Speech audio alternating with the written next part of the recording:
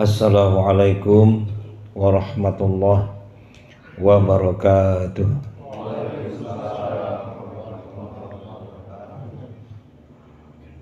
Alhamdulillahilladzi hadana li hadza wa ma kunna linahtadiya laula an hadanallah. Asyhadu an la ilaha illallah wahdahu la syarikalah wa asyhadu anna Muhammadan abduhu wa rasuluhu la nabiyya ba'dah. Wa qala Allah ta'ala fi kitabihil karim a'udzu billahi minasy syaithanir rajim. Bismillahirrahmanirrahim. Rabbi shrah li sadri wa yassir li amri wahlul 'uqdatam min lisani yafqahu qawli. Shadaqallahul azim. Pertama-tama marilah selalu kita memanjatkan puji dan syukur atas kehadiran Allah yang telah selalu melimpahkan kepada kita begitu banyak nikmatnya yang tiada terhingga, sehingga hadirnya kita di sini hanyalah atas semata-mata atas kebaikan serta petunjuk dan hidayah dari Allah Subhanahu wa taala. Mudah-mudahan dengan rasa syukur yang kita panjatkan ini kita akan diberikan Allah ma'unah atau kebaikan-kebaikan yang lebih tentunya yang kita butuhkan. Amin ya rabbal alamin. Salawat dan salam marilah terus kita haturkan kepada junjungan kita Nabi besar Muhammad sallallahu alaihi wasallam. Mudah-mudahan dengan salawat yang kita baca ini akan terus mengalir kepada seluruh para sahabat, tabi'in dan tabi'ut tabi'in, dan kepada seluruh zuriat beliau sampai ke akhir zaman. Mudah-mudahan nantinya kita di yaumil qiyamah diakui oleh Rasulullah sebagai umatnya. Amin ya rabbal alamin. Jadi ketahuilah bahwa hidup kita itu terdiri atas dua perkara, yaitu hidup jasmaniah dan hidup rohaniah. Nah, apa yang menjadi kebutuhan jasmani sudah tahu, yaitu seperti apa yang barusan kita lakukan tadi, makan, minum dan lain sebagainya. Nah, apa yang menjadi kebutuhan jasmani sudah jelas itu ya. Nah, maka yang kedua yaitu kehidupan rohani. Nah, apa yang menjadi kebutuhan di dalam rohani? Karena sama halnya dengan jasmani tadi adalah punya kebutuhan, maka rohani pun punya kebutuhan. Maka kebutuhan rohani adalah sebagainya, itu disebutlah sebuah amal. Maka tadi disebut amal. Nah, maka yang mungkin hampir kita kurang menyadarinya, kebutuhannya tadi bukan amal tadi.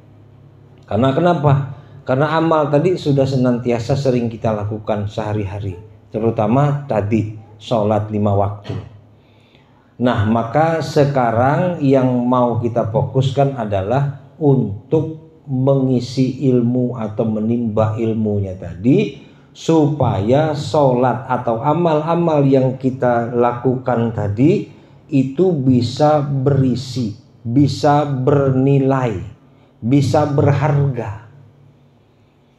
Jadi kalau orang membuat umpamanya suatu karya, membuat sebuah rumah, dengan dia belajar atau menuntut ilmu, umpamanya menjadi seorang arsitek atau insinyur bangunan misalnya, dibanding dengan seorang tukang yang tidak sekolah, yang tidak belajar, ini tentu berbeda hasilnya. Yang satunya terkadang bisa menyebabkan menjadi nilai bangunannya tadi tidak berharga. Kenapa?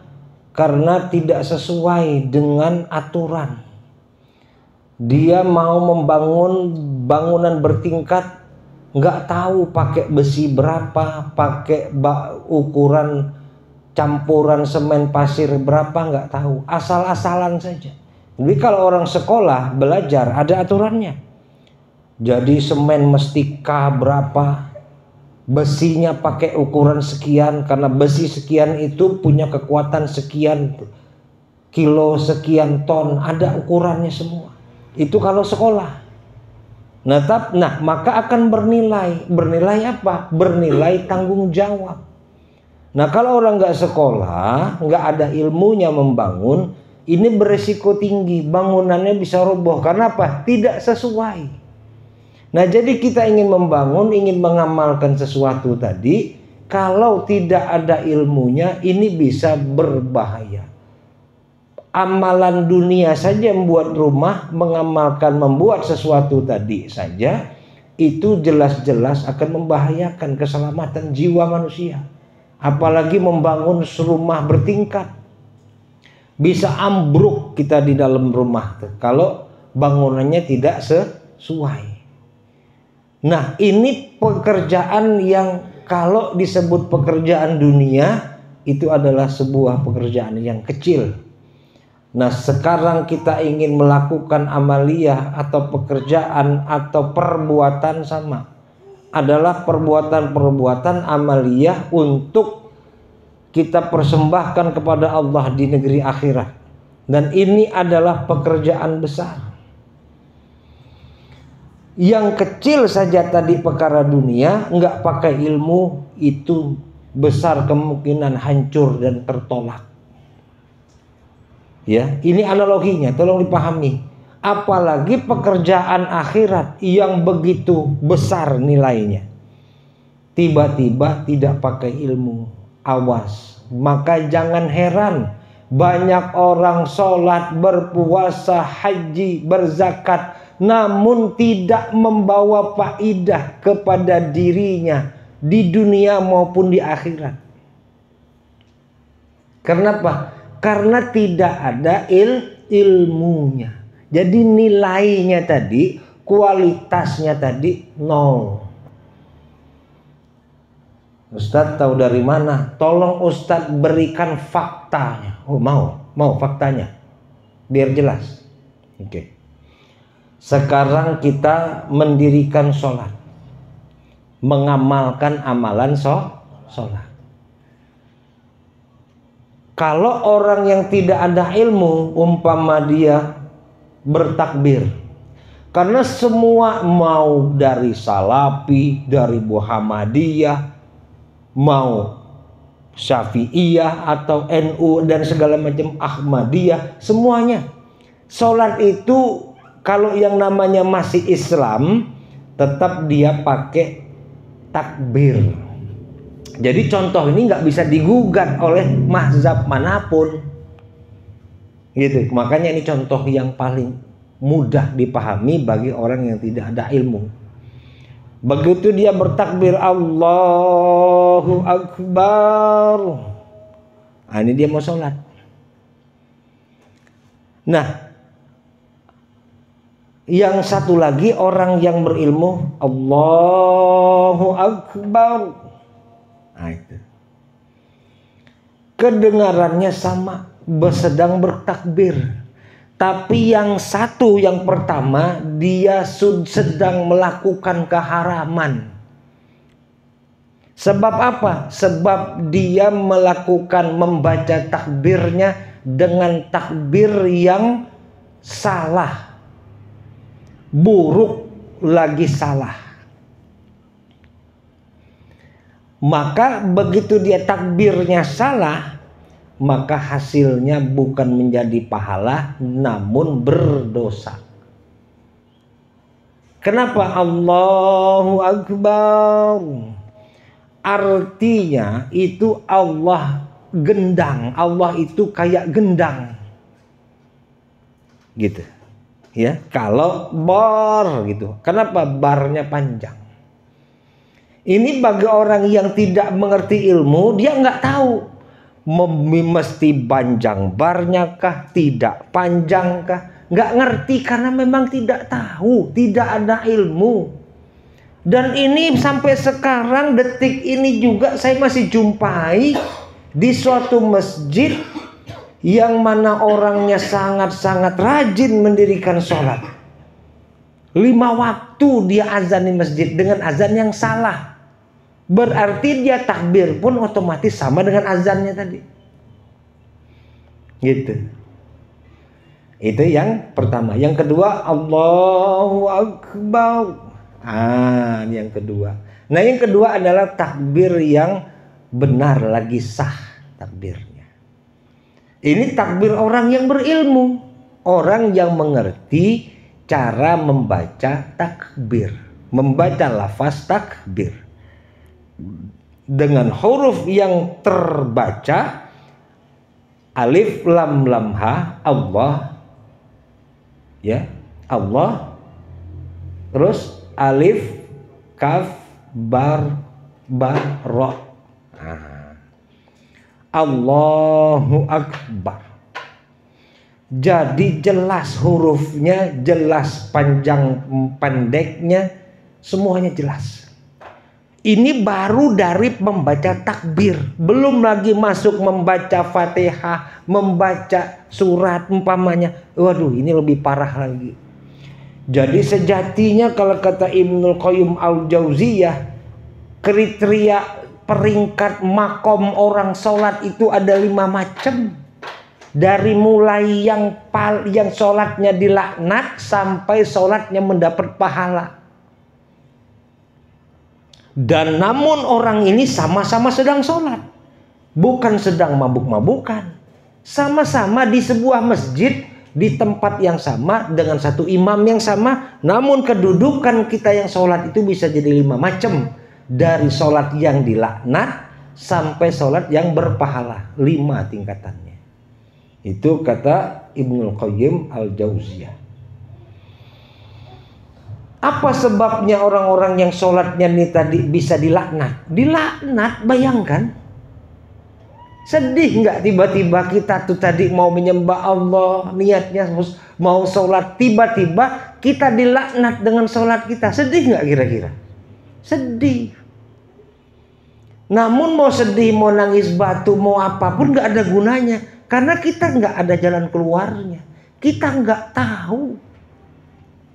Nah, inilah maksudnya tadi, kalau kita mau beramal tadi tanpa ilmu, bagaimanapun dengan alasan apapun nggak akan pernah bisa benar. Mau katanya dia lagi sakit kek, mau lagi sehat kek, tetap sama-sama nggak benar. Itu umpama. Jadi kalau orang-orang yang beramal tanpa ilmu tadi, maka bisa membahayakan bagi kelangsungan ibadahnya. Maka kalau kebutuhan ruhani tadi tanpa ilmu, maka ruhnya tetap tersiksa. Tolong Ustadz umpamakan lagi. Umpama kalau kita makan terus tanpa dikasih minum, kira-kira gimana? Itulah kira-kira makan dan minum, ilmu dan amal. Itu temennya. Jadi amal tadi supaya bisa masuk, umpamanya kalau nasi tadi, biar bisa masuk ke kerongkongan, masuk terus ke perut, didorong sama air. Jadi kalau amal terus nggak ada ilmu, mampet dia, terganjal ibaratnya. Kira-kira begitu perumpamaannya. Paham sampai di sini? Jadi ilmu kebutuhan rohani tadi berarti sangat mutlak, ilmu dan amal. Nah, ini ulasan yang pertemuan yang kemarin. Ya. Nah, selama ini kita nggak pernah tahu apa yang mesti kita isi kepada rohani kita. Asal kita mau teringat tentang rohani, kita mau siraman rohani, dengar ceramah, gitu kan? Sering nggak? Maulah Ustadz, saya ada sekali-sekali dapat siraman rohani, dengar ceramah, tahu-tahunya rohaninya nggak kesiram, gitu, ya. Jadi apa yang dibutuhkan rohani itu kita selama ini sembarangan memberikannya. Dengar-dengar ceramah, apalagi di masjid, apalagi umpama di YouTube lah, apalagi umpama di semana-mana tempat. Nah, di situ kita kesempatan tadinya mau ala-ala memberikan asupan rohani. tapi tetap keliru. Enggak demikian, karena rohani kita butuh apa tadi? Ilmu dan amal. Nah, bagaimana kok ceramah tadi nggak bisa jadi ilmu? Yang dimaksud ilmu di sini adalah yang ditempuh. Coba logika berpikirnya dipakai. Seseorang apabila ingin mencari ilmu, maka dia mesti duduk dirinya sebagai penuntut ilmu. Apabila seseorang ingin mencari ikan di laut, maka duduklah keadaan dirinya mesti sebagai seorang nelayan. Apabila dia ingin sukses, apabila dia ingin mendapatkan hasil sawit yang banyak, lada yang banyak, sayur mayur yang banyak, dikala dia berkebun, maka dia harus duduk sebagai seorang petani. Jangan menjadi seorang kontraktor, nggak nyambung. Ya, begitu juga mau dapat ilmu, nggak bisa kalau kita asal-asalan. Kita mesti dudukkan diri kita sebagai penuntut ilmu. Nah, kalau bicara amal tadi sudah sering kita lakukan. Maka sekarang yang ingin kita cari adalah ilmu sebagai pendorong amal kita tadi. Umpama nasi tadi didorong biar masuk lancar ke kerongkongan sampai ke perut.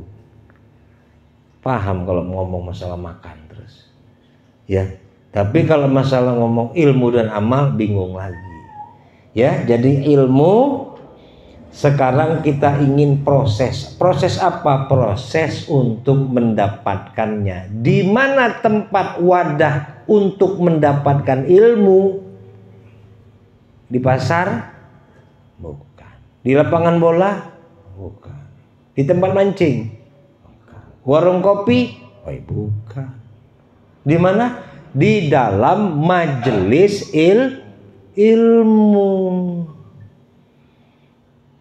Bukan majelis yasinan, nggak nyambung. Bukan majelis tahlilan, nggak nyambung. Ada di dalam majelis ilmu, wadahnya. Ini tolong logika berpikirnya dipakai. Ya. Tolong, ini nggak bisa lari dari logika kita berpikir untuk mendapatkan sesuatu. Oke. Nah, maka sekarang kita mulai berjalan untuk mendapatkan ilmu tadi. Ini bicara tentang kebutuhan ruhani. Kenapa sih Ustadz kok ruhani ini kayaknya kita di sini agak-agak ribet ya, kayaknya agak dipermasalahkan ya. Di mana-mana kayaknya nggak begitu amat dipermasalahkan rohani ini. Ya. Karena rohani sekarang yang sedang ada di dalam diri kita ini nanti akan berproses terus sampai ke negeri akhirat.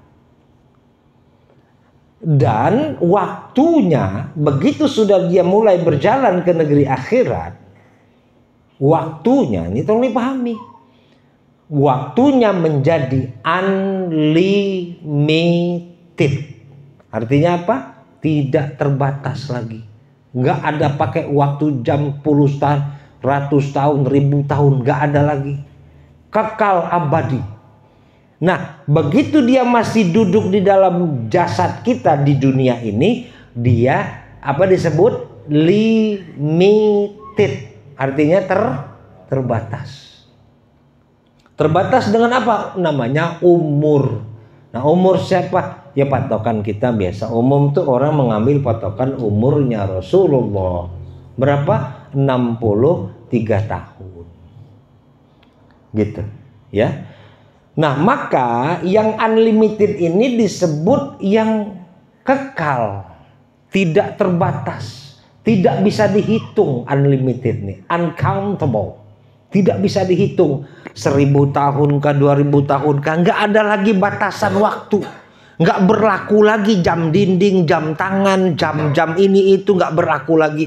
Semuanya sudah tidak bermain dengan tempat, tanggal, dan waktu. Nggak ada lagi tanggal 213, nggak ada lagi tanggal-tanggal. Semuanya kekal abadi semua. Gitu. Yang tua-tua semua kembali lagi menjadi muda. Nggak ada lagi orang-orang tua nanti. Gitu. Ya. Nah maka ini adalah sesuatu yang unlimited ini. Sesuatu yang besar. Sesuatu yang sangat-sangat sebenarnya menurut akal sehat manusia, sebenarnya sesuatu yang paling banyak diinginkan orang. Sekarang coba jujur, kalau dikasih pulsa, dikasih paket data, mau yang limited apa unlimited kalau dikasih? Coba jujur. Limited kali ya. Terbatas kali. Enggak terbatas, mau seenak-enak kita pakai kan. Kalau perlu sampai mati nggak habis-habis, nggak beli-beli. Kalau mau boleh dikasih. Jadi kalau orang milih yang limited berarti kurang sehat ininya. Kurang sehat. Orang bodoh dikasih yang unlimited maunya minta limited. Nah sekarang dunia ini limited nggak dunia? Ada batasnya nggak dunia? Akhirat unlimited. Tapi yang kita pilih sekarang banyaknya dunia apa akhirat? Dunia.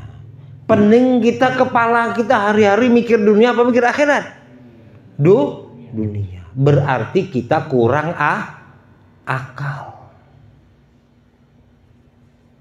Ini belum apa-apa aja udah sakit hati dengar Ustadz nih. Baru mulai nih, baru ngupas kulit aja udah sakit kepala dengernya ya. Tapi kenyataan bukan itu. Kita kehidupannya, pikirannya selalu ingin memikirkan dunia terus. Yang nggak habis-habis kata kita. Dari hari ke hari, hari ke hari.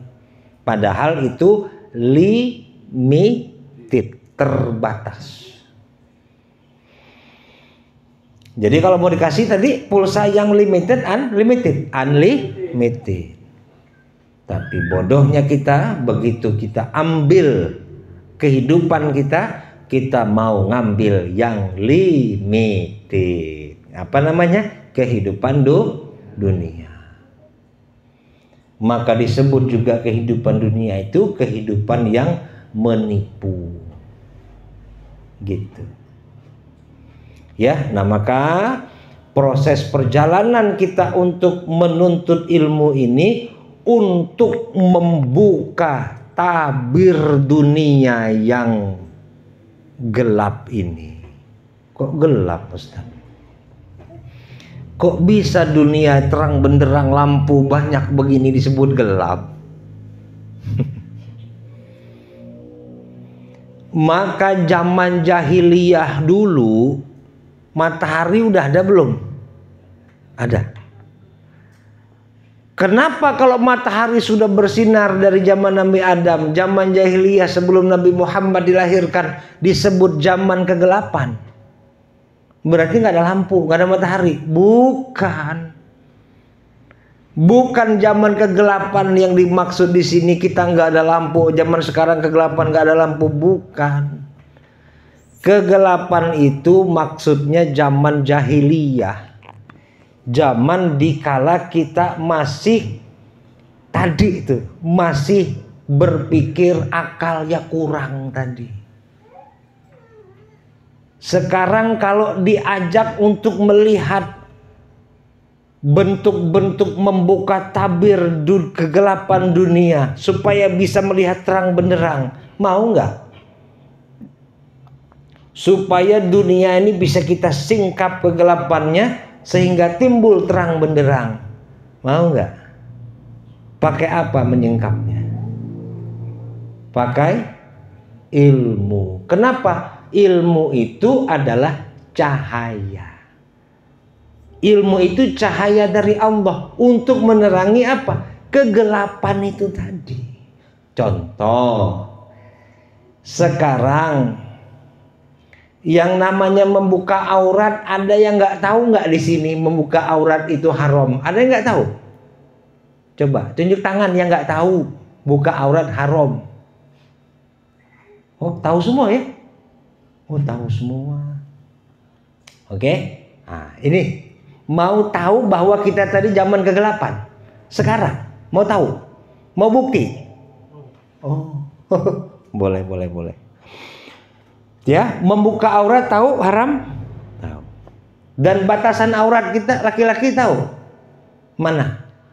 Dari perut sampai lutut, dengkul.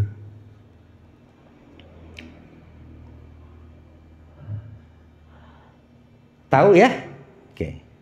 Dan boleh nggak dibuka? Boleh nggak dibuka? Pertanyaan jawab. Nggak boleh. Kalau seandainya kita buka berarti kita melakukan sebuah dosa. Nah, orang-orang jahiliyah itu nggak ngerti mana dosa, mana nggak ngerti. Nah, maka kita sekarang yang sudah tahu tapi tetap kita tidak mengamalkan, masih tetap membuka aurat, maka disebut kita tadi adalah sedang di dalam kegelapan, bukan sedang tidak tahu. Kita mengetahui, apalagi ada tulisan tuh kalau di Malaysia, di masjid-masjid itu ada tulisan dilarang membuka aurat perempuan maupun laki-laki. Di masjid-masjid, mungkin di Indonesia juga ada banyak sekarang. Tapi kenyataannya masih banyak nggak orang yang membuka aurat umat Islam? Banyak. Yang kalau olahraga dia pakai celana yang model pemain bola tuh. Yang pahanya kelihatan kemana-mana, banyak gak? Yang suka ke warung, bangun tidur dari rumah langsung cetat motor, banyak gak? Yang pakai celana pendek, padahal itu aurat. Nah, kita tahu kan tadi nggak ada yang angkat tangan, dibilang nggak tahu semua. Tapi kenapa kita tidak mentaatinya? Karena itulah disebut gelap. Jadi kita tidak kuasa untuk melihat bentuk hukum itu supaya bisa diamalkan. Nggak kuasa. Tapi karena Allah tadi maha baik, maka kita belum diapa-apakan kan. Mau pakai celana sampai manapun pendeknya masih aman. Artinya melanggar aturan tadi masih aman. Coba kalau melanggar aturan lampu merah atau nggak pakai helm pas polisi lagi razia, kena tangkap nggak? Tangkap. Tapi kalau Allah nangkep nggak kalau kita nggak buka aurat? Enggak. Ya. Nah, jadi di sini bahwa kita tadi lebih takut kepada dunia ketimbang kepada Allah Subhanahu wa taala. Jadi hidup kita tadi lebih memandang kepada nilai dunia yang limited. Jelas jadi keadaan diri kita sekarang. Kondisi diri kita jadi jelas nggak? Bahwa kita adalah orang-orang yang sedang di dalam kegelapan. Nah, maka proses sekarang kita ingin menyibak tabir kegelapan tadi pakai ilmu. Maka sekarang kita ingin menuntut ilmu. Maka tadi begitu mau menuntut ilmu harus duduk dulu sebagai penuntut ilmu. Nah, menuntut ilmu ini di dalam agama nggak bisa sembarangan. Nggak bisa sembarangan. Ada tata cara dan aturan yang diajarkan oleh agama, oleh jalan yang lurus. Mana jalan yang lurus? Jalan yang lurus itu adalah jalan yang satu garis lurus, maksudnya dari mana siapa? Dari Allah sumbernya, ke Rasulullah, terus ke para sahabat, kepada para tabi'in, terus tabi'ut tabi'in, kepada para ulama, sampai kepada para guru-guru kita. Itu disebut jalan yang lurus. Jadi guru kita ya jelas harus ada gurunya, bukan YouTube guru kita. Sekarang banyak berguru sama YouTube apa enggak orang zaman sekarang? baik bini-bini maupun laki-laki, sama aja. Jadi belajarnya orang majelis tuh sekarang menuntut ilmu tuh sudah nggak penting lagi. Kenapa? Zaman sekarang kan ada YouTube. Padahal agama menurut jalan yang lurus tadi, dari mana guru, bagaimana dasar-dasarnya, tolong jelasin dong, gitu. Kan katanya kita mau nurut Rasulullah. Kenapa? Karena Rasulullah lah yang membawa perintah Allah. Oke, ini pahami pelan-pelan. Ini pelan, sangat slow motion jelasinnya. Pelan. Oke. Dari Allah ke Rasulullah. Nah, Rasulullah bilang apa tentang ilmu? Kata Rasulullah, tolabul ilmi, tuntutlah ilmu, faridatun ala kulli muslimina wal muslimat. Menuntut ilmu, kata Rasulullah, adalah diwajibkan atas mukallaf, laki-laki maupun perempuan. Mukallaf itu artinya orang-orang yang sudah akil balik, yang sudah sampai akal. Arti tolabul ilmi tadi itu yang disampaikan Rasulullah. Nah, cuman kan teknis secara jelasnya bagaimana menuntut ilmu itu dijelaskan lagi, diperjelas lagi, kalau bahasa kitabnya disyarahkan lagi oleh sahabat Rasul yang 4, yaitu Imam Ali atau Sayyidina Ali wajahahu karamullah. Kenal? Sering dengar Imam Ali? Atau enggak pernah dengar? Ya, sering ya. Nah, Imam Ali, kenapa kok kita ngambil dari Imam Ali? Karena kata Rasulullah, apabila nanti kalau mau suatu saat kita bertanya tentang ilmu, maka bertanyalah kepada Ali, kata Rasulullah. Kenapa kok kepada Ali? Karena Ali adalah gudangnya ilmu, kata Rasulullah. Jadi Rasul sendiri yang menjamin Ali itu terhadap sebagai gudangnya ilmu. Nah, ini hierarkinya jalan yang lurus. Jadi jangan mau menuntut ilmu itu pakai nafsu. Jangan. Ya. Jadi apa kata Imam Ali? Kamu, tadi kan sudah jelas ya, diwajibkan menuntut ilmu ya, sudah jelas.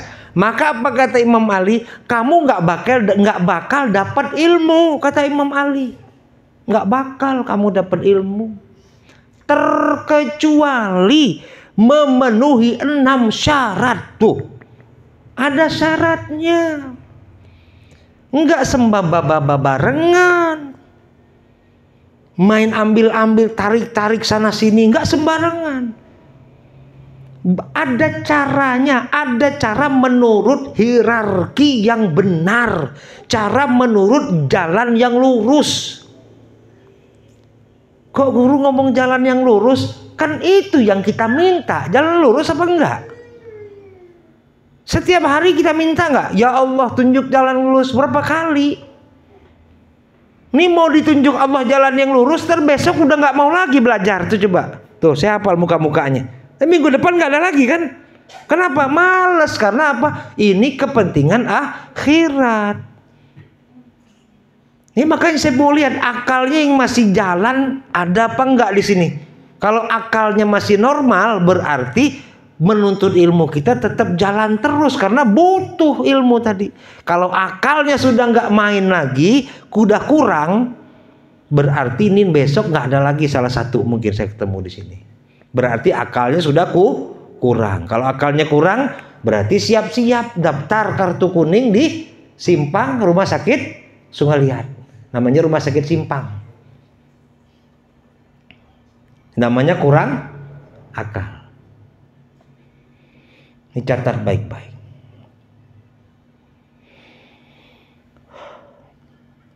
Sudah paham sampai di sini?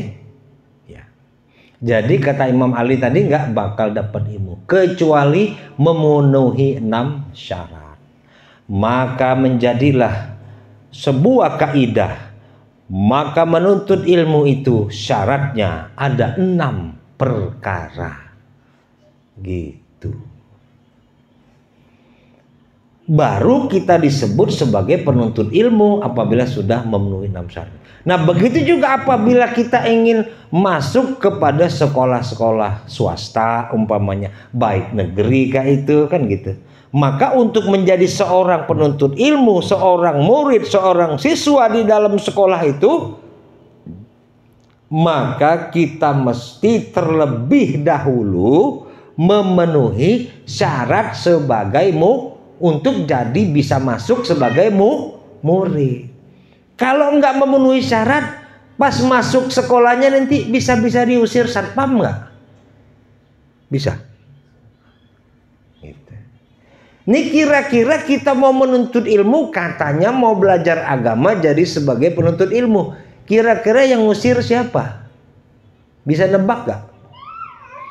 Yang ngusir langsung, ya langsung tentara langit yang mengusirnya. Siapa dia? Malaikat yang menjaga majelis ilmu kita yang diangkat oleh Allah ke langit. Jadi majelis yang hak itu kita yakini itu diangkat Allah ke langit. Maka kita yang berada di dalam majelis ini biasanya sangat-sangat merasa tersiksa. Belum apa-apa tadi kan sudah kena tembak. Siapa yang ditembak itu? Nafsu jahat kita, kebodohan kita yang ditembak itu. Kegelapan kita yang mau dibuka tuh, jadi orang yang tadinya selama ini nggak lihat umpamanya buta kan, begitu disingkap tabirnya perih matanya gitu kira-kira.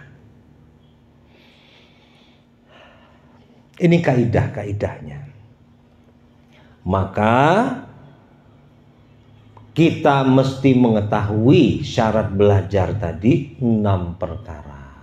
Apa dia? Yang pertama adalah zakaun. Yang pertama. Apa arti zakaun? Artinya kecerdasan. Jadi syarat orang mau menuntut ilmu itu mesti cerdas.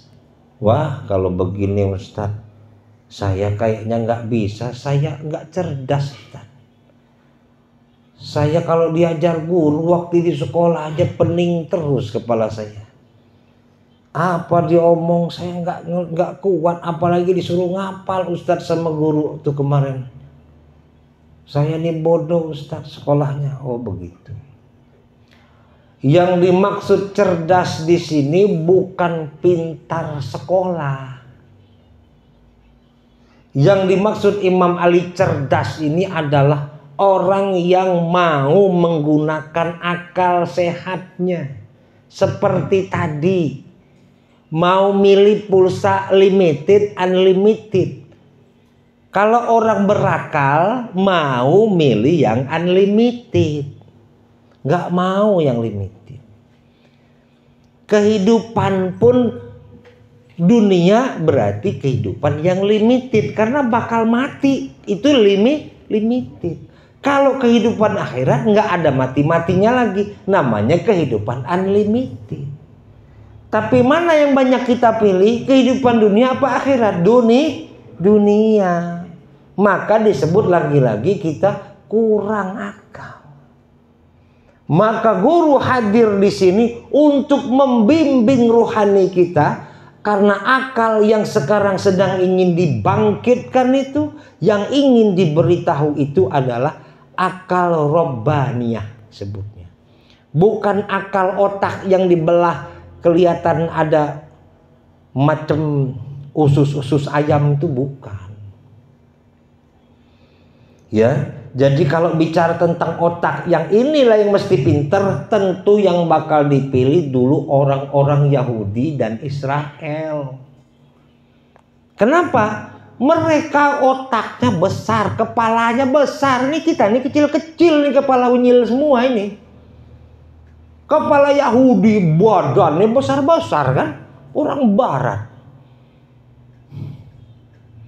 Telapak kakinya aja besar kan? Apalagi kepalanya. Jadi otaknya pun besar. Jadi mereka pun kepintarannya pun luar biasa. Kalau disebut pintar. Tapi bukan itu. Mereka sekalipun pintar, mereka tidak punya akal. Mereka tidak menggunakan akalnya dengan baik, dianugerahkan oleh Allah. Punya akal tapi tidak dipergunakan dengan baik. Artinya nilai kecerdasannya tidak terhitung. Tidak bisa dihitung, gak masuk nominasi.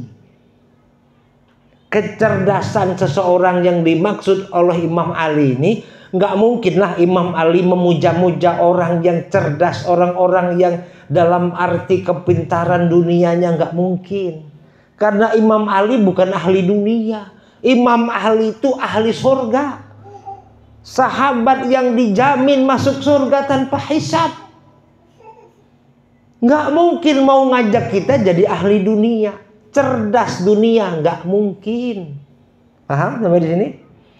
Maka kata Imam Ali tadi, cerdas itu orang yang mau menggunakan akal sehatnya. Jadi kalau dia mau memilih kehidupannya, maka dia memilih kehidupan yang kekal abadi. Persiapan-persiapan untuk rohani kita nanti masuk ke alam kubur. Ini namanya.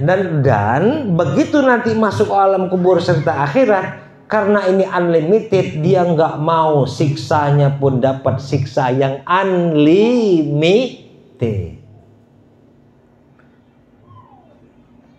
Otomatis kita akan mendapat siksa yang unlimited juga. Kalau sampai kita menjadi bahan bakar api neraka, na'udzubillah summa na'udzubillah. Tapi kalau kita memang terus-terusan tidak mau menggunakan akal kita dengan baik, dianugerahkan oleh Allah, tidak kita syukuri, besar kemungkinan kita akan bersama-sama syaitan nanti di neraka. Oke, sampai di sini paham? Nah, maka yang pertama mesti gunakan akal dengan baik.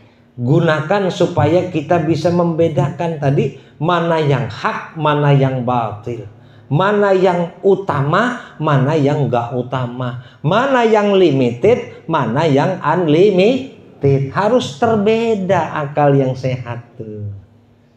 Ya, paham sampai di sini? Jadi cerdasnya udah jelas. Itu maksud Imam Ali. Zakaun. Awas nih, mesti hafal ya. Yang kedua adalah apa? Bihirsin sama. Apa bi itu dengan hirsin itu? Hirsun itu artinya semangat yang tinggi, atau kalau dalam bahasa proses, bahasa ungkapan orang-orang Arab itu tamak ilmu. Apa maksud tamak di sini?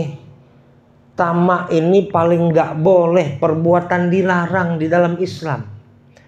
Tapi hanya ada boleh tamak kepada satu perkara, yaitu tamak ilmu. Jadi tamak kepada harta, tamak kepada jabatan, tamak kepada dunia, nggak boleh.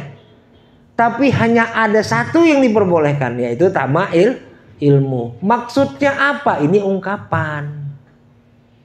Ungkapan bagaimana maksudnya? Ungkapan maksudnya ilmu ini kita mau banyak, nggak mau cuman sedikit. Misal malam ini, oh begini rupanya kata Ustadz itu ada kebutuhan ruhani, ilmu dan amal. Jadilah tahu ilmu dan amal. Besok tak usah lagi lah ikut. Yang penting kan sudah tahu. Nah, ini orang yang nggak bisa belajar, nggak bisa jadi penuntut ilmu. Karena apa? Karena dia tidak tamak ilmu. Dia sudah merasa cukup.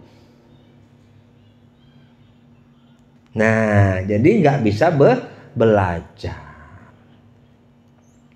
Yang kedua itu apa? Tamak ilmu. Bihirsun. Yang ketiga apa? Wastibarun. Yang ketiga mesti ditempuh dengan mempunyai nilai-nilai kesabaran. Jadi menuntut ilmu nih tadi nggak bisa langsung Ustadz nih yang diajari tentang kebutuhan macam anak TK aja ngajar kebutuhan makan minum dari tadi ngomong gitu ya, macam anak TK kamu diolah guru ini, ya betul kan gitu kan diajarin tadi apa kebutuhannya semani makan minum macam anak TK betul. Nah begitu ke rohani baru kita agak sedikit kebingungan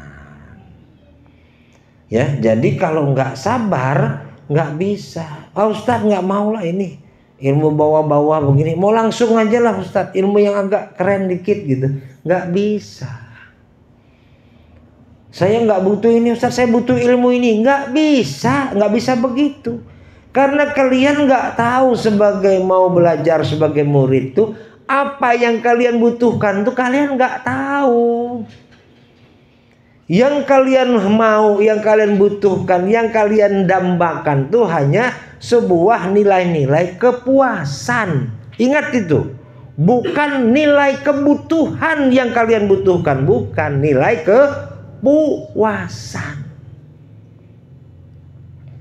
Macam beli handphone aja kan sama. Mana lebih tinggi nilai kebutuhan kalian apa nilai kepuasan? Coba. Puas kan? Mau beli kalau pada uang yang paling mahal HP-nya kan. Padahal makainya cuma WA aja.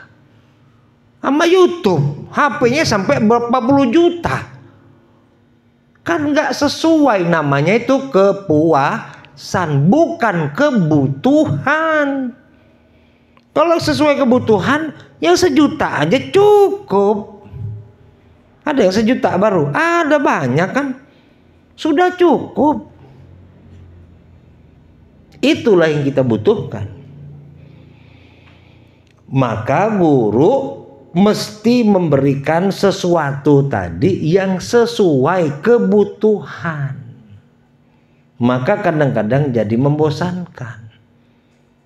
Pakai HP itu aja, HP murah, bosan ya. Kan gitu. Padahal itulah yang kita butuhkan. Gitu.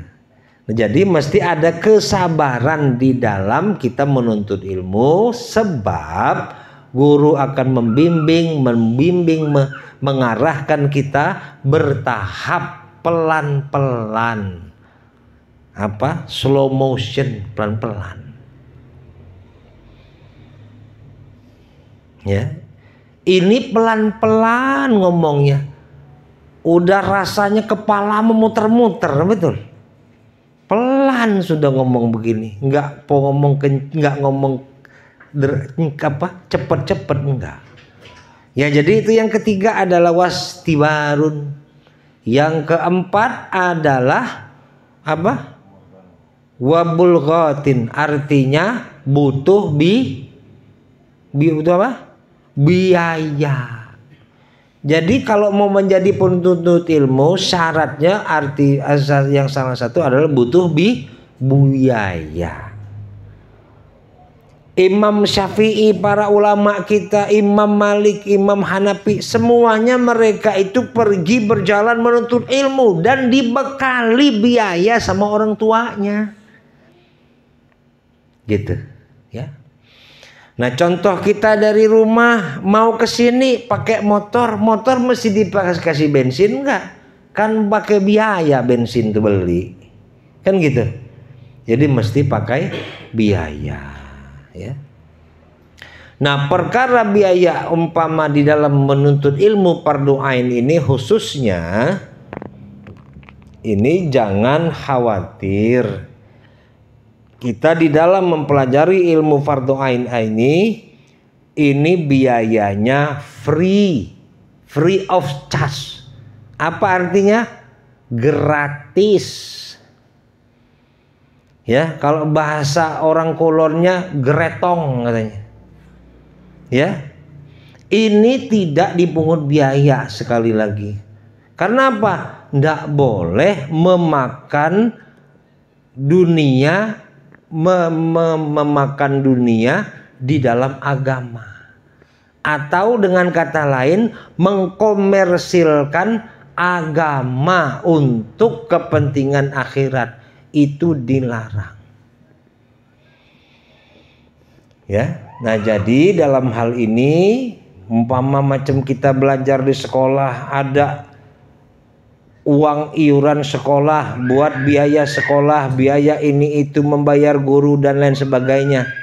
Nah, guru di dalam perkara ilmu ruhani ini tidak bisa dibayar. Kenapa? Nggak ada mata uangnya untuk bayar guru akhirat. Nggak ada nilai mata uangnya. Itu sebabnya nggak bisa dibayar.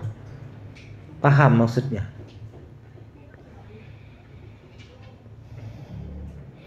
Mata uang atau nilai-nilai yang mau dibayarkan kepada guru akhirat itu tidak ada, tidak cukup nilai dunia ini untuk membayar guru itu. Karena nilai kepentingan akhirat ini jauh berlipat-lipat daripada nilai dunia. Dari sisi waktu saja, satu hari di akhirat, 500 tahun di dunia, dari sisi waktu saja. Tuh. Bisa dibayangkan kan besarnya itu bagaimana? Ini dari sisi waktu. Karena waktu, tempat, nikmat, semuanya itu akan berbanding lurus semua. Nah, jadi gambaran waktu saja, satu hari di akhirat itu 500 tahun perjalanan dunia. Jadi nggak ada banding, jadi kecil sekali dunia itu.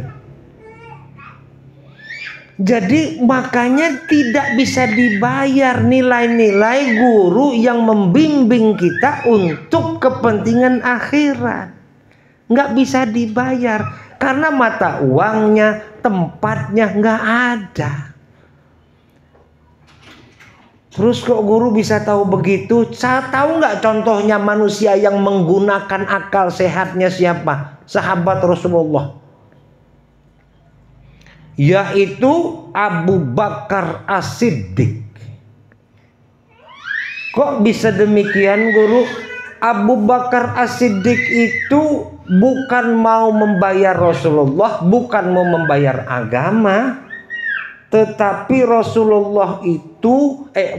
Abu Bakar itu menginfakkan 100% hartanya untuk kepentingan agama. Itu Abu Bakar As-Siddiq.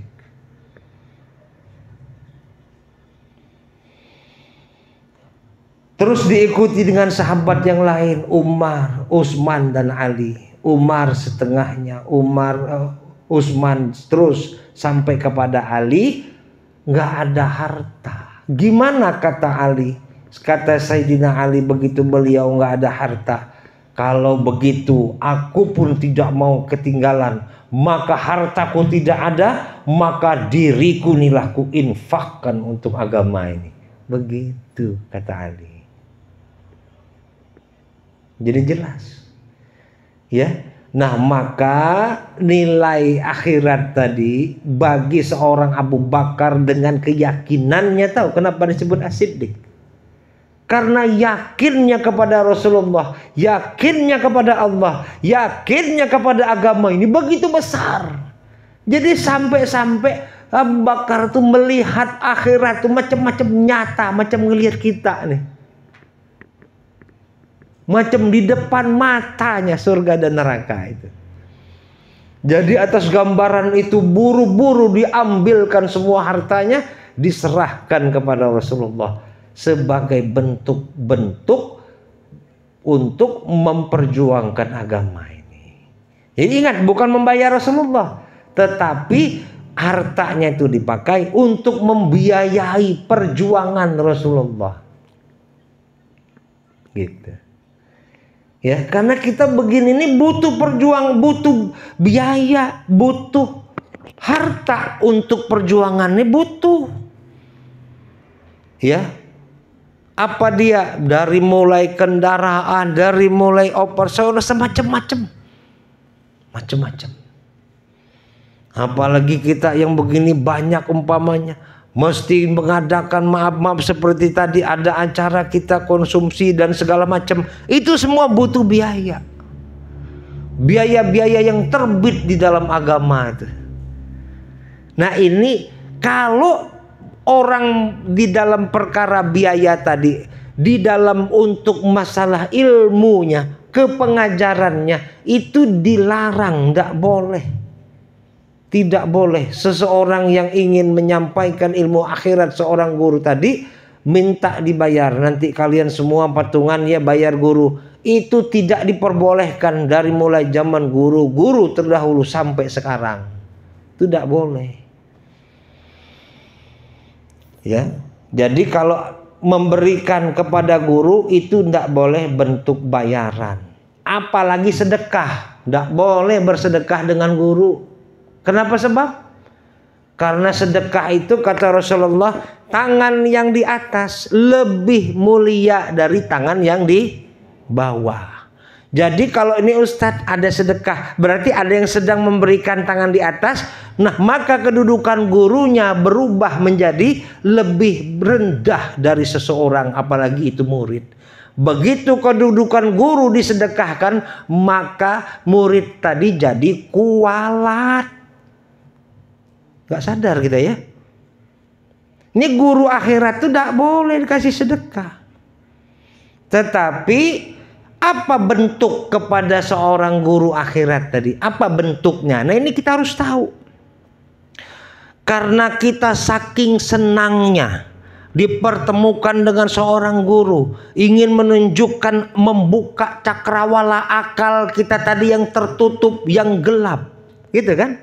Kan kita jadi senang, gembira kita, beranjak daripada mau diangkat daripada alam yang gelap kepada alam yang terang. Senang apa enggak?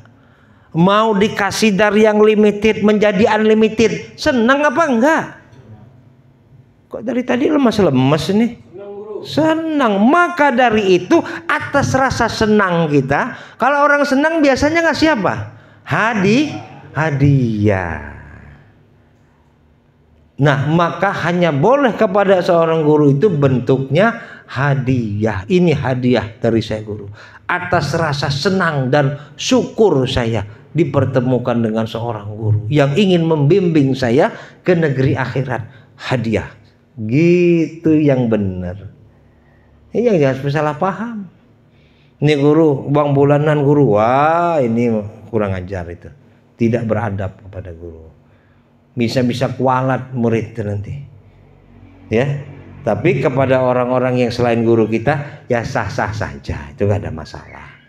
Ya, ini yang nggak boleh itu sama guru kita, terutama guru yang ingin membimbing kita kepada negeri akhirat.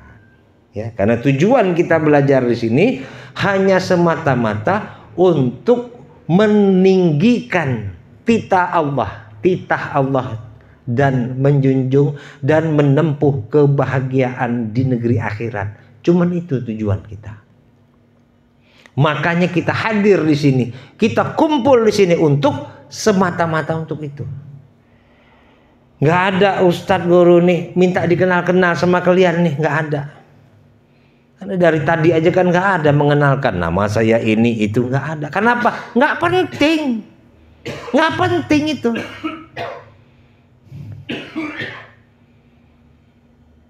Ya, itu yang keempat tadi. Ya, keempat tadi. Nah, yang kelima syarat mau belajar tadi jadi penuntut ilmu adalah wabil irsyadi ustadz, yaitu dengan bimbingan seorang guru. Ini syarat, bukan ngarang. Ini sudah sekian ribu tahun yang lalu diungkap. Tapi apa yang terjadi, kita sekarang mau menuntut ilmu, banyak yang nggak berguru, nggak? Banyak yang nggak punya guru. Banyak yang nggak gurunya itu YouTube. Banyak, apalagi sekarang semenjak YouTube jadi fenomenal, jadi famous, jadi top.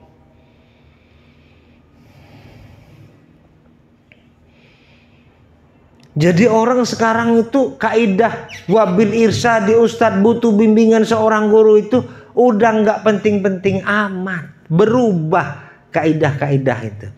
Maka akhir zaman itu kata Rasulullah, sedikit orang yang masuk surga itu, yang banyak zaman kemarin. Kenapa? Kaidahnya sudah banyak berubah.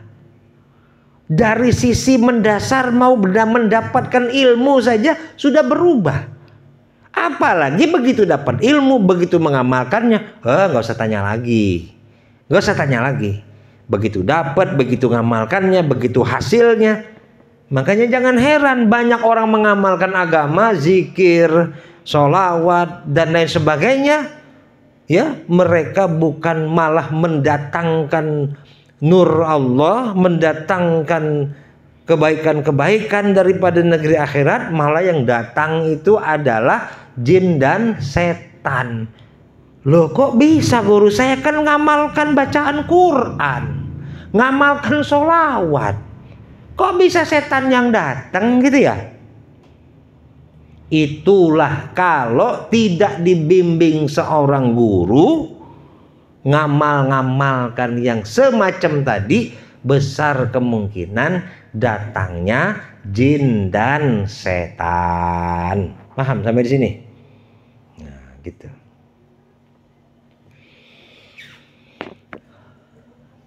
Ya, jadi syarat belajar yang kelima itu butuh seorang guru. Nah, kata Rasulullah di dalam hadis riwayat Muslim yang artinya, apabila seseorang itu belajar tanpa ada gurunya, maka gurunya itu adalah syaitan. Itu kata Rasulullah. Nah, maka kita nggak mau berguru sama syaitan kan? Gitu. Nah, maka kaidah-kaidah yang seperti ini kita wajib tahu tentang syarat belajar nih. Maka sekarang banyak orang yang selonong boy dalam perkara mencari ilmu nih. Nggak melewati kaidah-kaidah lagi, nggak ngelewati SOP lagi, gitu kira-kira. Nggak lewati aturan-aturan lagi. Semuanya sudah serba ingin instan. Macam makan mie instan, nggak perlu repot-repot. Dianggapnya nggak bisa. Jadi kalau mau mendapatkan status yang jelas untuk menjadi penuntut ilmu, harus sesuai yang direkomend. Tadi yang kelima, butuh seorang guru. Yang keenam, wabituli zaman. Artinya membutuhkan waktu yang panjang. Nggak bisa jadi sekarang ini pertama kita belajar, kedua sebulan aja deh, bulan depan nggak mau lagi udah cukup aja lah. Ini nggak bisa belajar begitu. Jadi orang kalau sudah nggak mau menyiapkan waktu, dia nggak mau meluangkan waktunya untuk menuntut ilmu, ini salah satu namanya juga nih orang kurang akal. Karena ilmu tadi kan buat mendorong amalnya tadi supaya melesat sampai ke langit. Sama kayak makan kita tadi, mesti didorong sama minum supaya masuk ke dalam perut. Nah, begitu amal kita tidak didorong dengan ilmu, maka dia nggak kemana-mana. Nggak ada triggernya, tidak ada penyulutnya. Inilah kesalahan-kesalahan umat muslim di zaman sekarang ini, dikala mereka mau mengamalkan agama tanpa ilmu, dan begitu mereka mau mendapatkan ilmu pun caranya tidak sesuai dengan apa yang diajarkan para sahabat dan Rasulullah. Namun notabene mereka selalu bersemboyan, mari kembali kepada Al-Quran dan hadis. Ini namanya munafik. Apa yang mereka ingin bilang kembali kepada Quran dan hadis itu tidak dilakukannya secara baik dan benar. Nggak ketemu jalannya. Mereka memang benar-benar mau pakai jalan Quran dan hadis. Nggak mau jalan yang disebut dengan jalan yang disebut Rasulullah. Jalan Ahlus Sunnah wal Jamaah. Bagaimana yang disebut Ahlus Sunnah wal Jamaah? Itulah pertanda jalan-jalan yang diridhoi oleh Allah. Itulah jalan-jalan yang disebut jalan yang lurus. Tapi mereka nggak mau pakai itu. Mereka cuman mau pakai Allah dan Rasulnya saja. Sahabat nggak mau pakai. Tabiin nggak mau pakai. Kenapa? Tabiin itu sama kayak kita juga kok. Saya pernah dikasih tahu begitu. Saya mazhab saya Imam Syafi'i umpama kata saya. Oh, saya nggak pakai mazhab-mazhab. Kenapa? Imam Syafi'i itu manusia. Dia boleh saja salah sama kayak kita kok. Malah Imam Syafi'i pernah mengatakan di dalam kitabnya, apabila nanti terdapat kesalahan di dalam kitab, di dalam apa yang aku ajarkan ini, boleh kok nggak ngikut saya, kata Imam Syafi'i. Tuh kan Imam Syafi'i sendiri katanya yang ngatakan gitu. Hebat nggak tuh otak kepala bocor?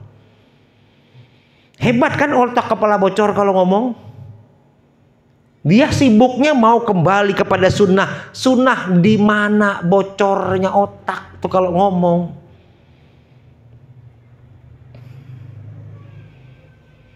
Jadi kita nggak bakal sampai agama ini ke kita tuh kalau tidak ada sahabat, tidak ada tabi'in, tidak ada tabi'ut tabi'in, tidak ada para ulama, tidak ada guru-guru kita. Nggak sampai ini agama ini sekarang. Cara untuk memahami agama secara basic, secara mendasar aja nggak sampai ke kita. Makanya kan kita selama ini ngawur. Mau tahu agama itu kan ngalur ngidul, apa aja kita lakukan kok asal baik kan gitu kan. Belum tentu asal baik itu benar. Gitu. Maka aturannya, SOP-nya mesti jelas. Nah ini dulu baru syarat. Maka begitu syarat ini sudah ditempuh, diduduki, diketahui dan dilakukan serta kita penuhi, maka kita direkomendasikan menjadi seorang penuntut ilmu. Awas loh, jangan main-main loh tentang kata-kata penuntut ilmu. Kenapa? Sebab orang yang menuntut ilmu ini dapat jaminan dari Allah. Jangan main-main. Jaminan apa? Dimuliakan Allah. Jangan main-main. Dimuliakan Allah bagaimana? Dimuliakan Allah matinya di dalam keadaan nanti dia mati syahid. Bukan syahid dunia, tapi syahid akhirat.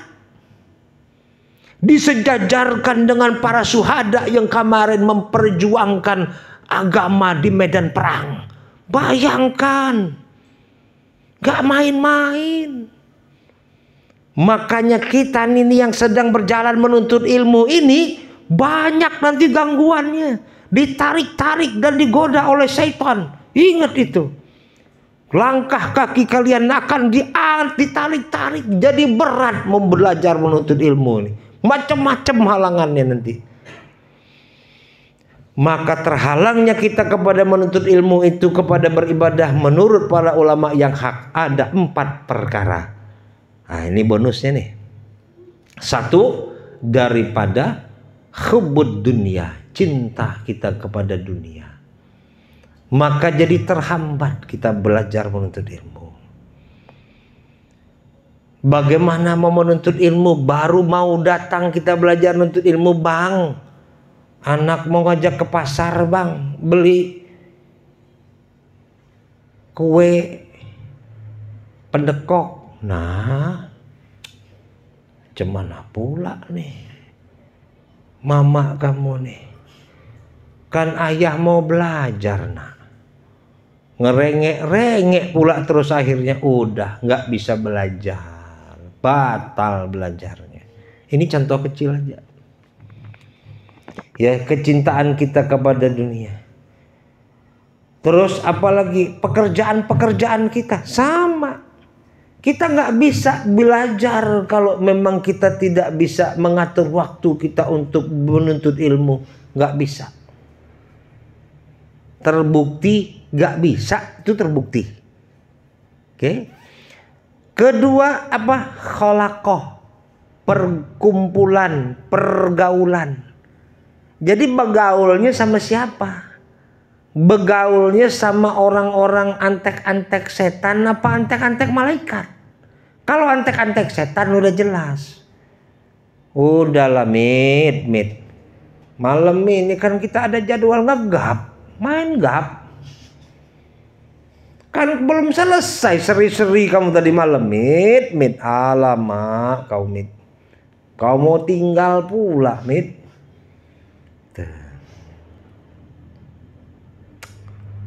Sudah. Jadi akhirnya pergaulan kita tadi tak kuasa kita dengan hawa nafsu kita tadi, dengan perasaan kita tadi. Wah bener gak enak nih. Kawan tiap malam nongkrong ngegap ngopi. Enak-enak.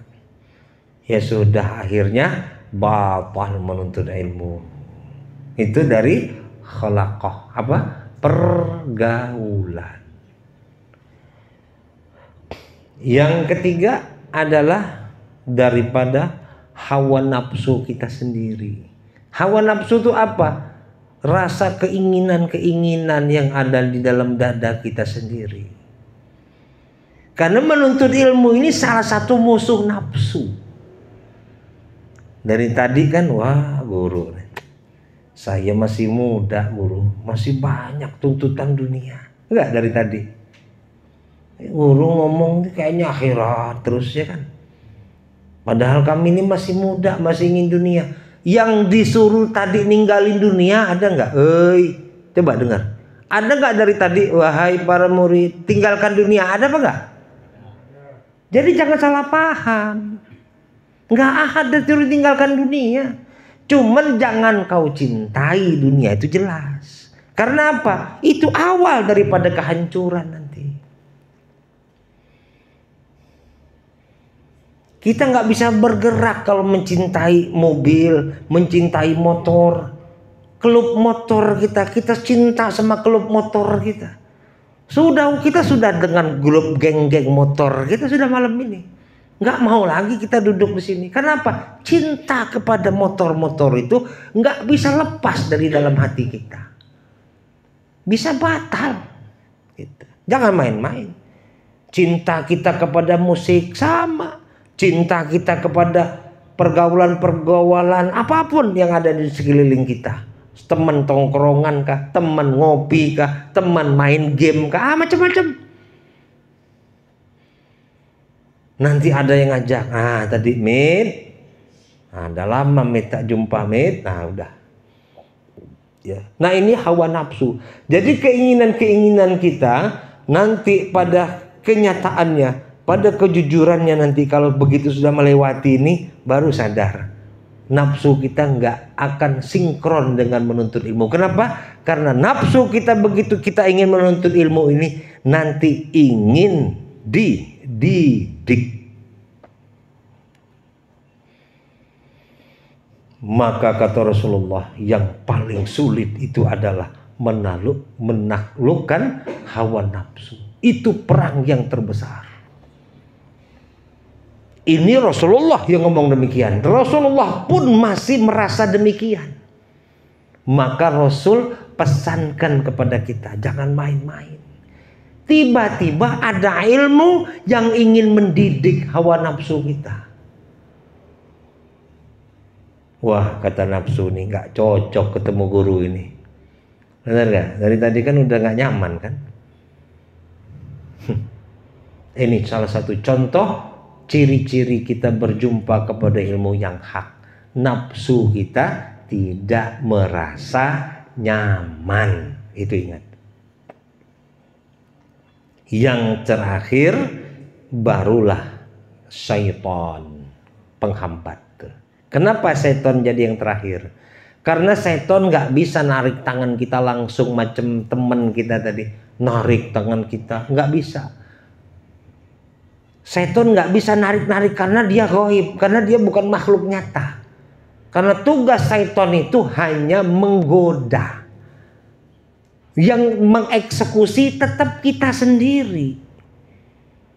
Siapa yang dipakainya untuk mengeksekusi itu? Itulah hawa nafsu kita tadi, dipergunakan, diperdaya oleh syaitan tadi supaya kita menjadi berat mau belajar menuntut ilmu. Maka nafsu kita tadi adalah salah satu pintu-pintu syaitan untuk menduduki badan dan tubuh kita. Jadi nafsu sebagai bala tentaranya syaitan. Nah ini, jadi hal-hal yang sangat basic dulu ini diajarin di sini. Syarat mau jadi kalian percuma duduk-duduk mau nuntut ilmu di mana-mana, di Bangka, di Jakarta, di mana. Kalau kalian tidak tahu kedudukan asli mau jadi penuntut ilmu itu bagaimana? Percuma. Maka kata setan, sono ikut belajar, sono ikut sono, sono ikut sini. Baik ya belajarnya aku ini. Padahal kita not registered. Apa artinya? Tidak terdaftar di penghuni langit. Di tempat duduk kita di bangku langit itu not registered. Nggak ada yang namanya si Amun, si Amin. Kenapa? Syaratnya nggak dipenuhi. Mau bikin KTP nggak ada syaratnya, nggak lengkap. Pengantar RT RW nggak ada, nggak jadi KTP kita. Kalau jadi namanya apa? Penduduk gelap. Nah itu ya. Nah jadi setan itu adalah hanya tugasnya menggoda. Tapi sesungguhnya yang terlebih jahat lagi itu adalah sebenarnya nafsu kita sendiri. Itu yang terlebih jahat lagi. Karena nafsu kita ini bisa nanti dia melotot guru begini. Nafsu itu. Tapi kalau setan yang menduduki badan kita nggak bisa. Kalau dia ngeliat guru matanya sana, sini, sana, sini. Kalau sampai dia maksa ngeliat guru bisa buta matanya dalam arti gaib. Nah begitu matanya. Kalau yang ada tanda-tanda jin dan setan.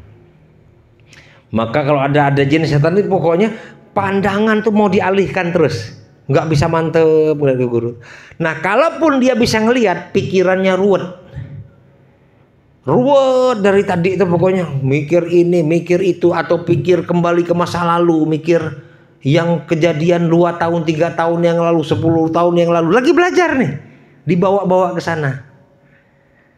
Tapi kalau udah habis belajar, nanti udah acara ngopi-ngopi sekarang udah nggak mikir lagi, nggak apa-apa, fokus gitu. Nah tapi sekarang nih dibawa ke macam-macam pikiran, ke masa lalu, ke masa yang akan datang, segala macam. Nah itu.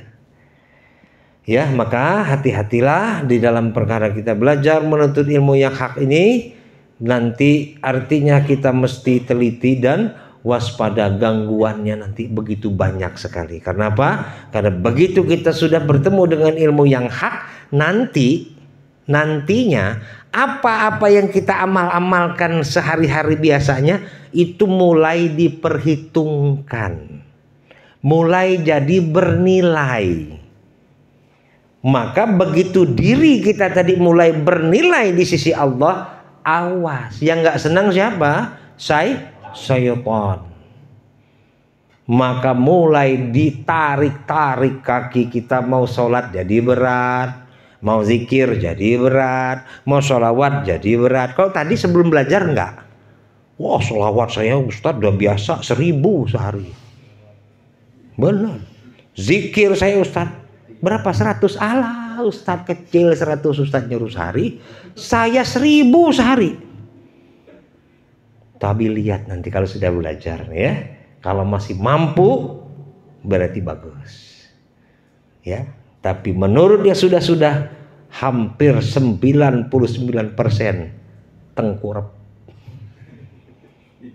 ya gitu ya. Nah, jadi ini bukan nakut-nakutin, berdasarkan pengalaman, riset dan penelitian yang sudah. Mudah-mudahan kita selalu diberikan bimbingan dan pertolongan oleh Allah di dalam perjalanan menuntut ilmu ini, dan selalu kita diberikan kesempatan untuk bertaubat serta mati dalam keadaan husnul khatimah. Usikum wa nafsi bittaqwallah. La haula wa la quwwata illa billah. Assalamualaikum warahmatullahi wabarakatuh.